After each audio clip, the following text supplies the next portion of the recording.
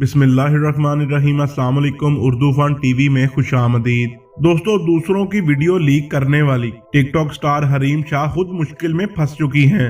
हरीम शाह की video leak होने का मामला है। हरीम शाह को खौफ है कि उनकी वीडियो लीक हो जाएगी। इस हवाले से बड़ी खबर आपके साथ शेयर करने जा रहे हैं। दोस्तों, हरीम शाह ने साइबर क्राइम FIA से राब्ता किया है। बाकायदा तौर पर उन्होंने FIA को एप्लीकेशन दी है अपनी कजन आयशा शाह के बारे में। आयशा शाह, जिसे हरीम शाह पहले अपनी कजन बताती थी, और ये वही आयशा शाह हैं जिन्होंने मुफ्ती अब्दुल कवी को थप्पड़ भी मारा था, जिसके बारे में हरीम शाह ने बाद में वजाहत भी दी थी कि थप्पड़ मारने वाली मैं नहीं थी बल्कि मेरी कजन आयशा थी। लेकिन अब हरीम शाह का कहना है कि आयशा शाह मेरी कजन नहीं, सिर्फ दोस्त है, और आयशा शाह ने अपने बॉयफ्रेंड के साथ मिलकर मेरा पासपोर्ट और दीगर सीक्रेट डॉक्यूमेंट्स और कुछ दीगर वीडियोस मेरी चुराई हैं, जिसके बिहाफ पर वो मुझे ब्लैकमेल कर रही हैं। इस हवाले से आपको आगाह करते चलें कि हरीम शाह कराची से इस्लामाबाद के लिए रवाना हो चुकी हैं और एप्लीकेशन उन्होंने ऑलरेडी FIA साइबर क्राइम को जमा करवा दी है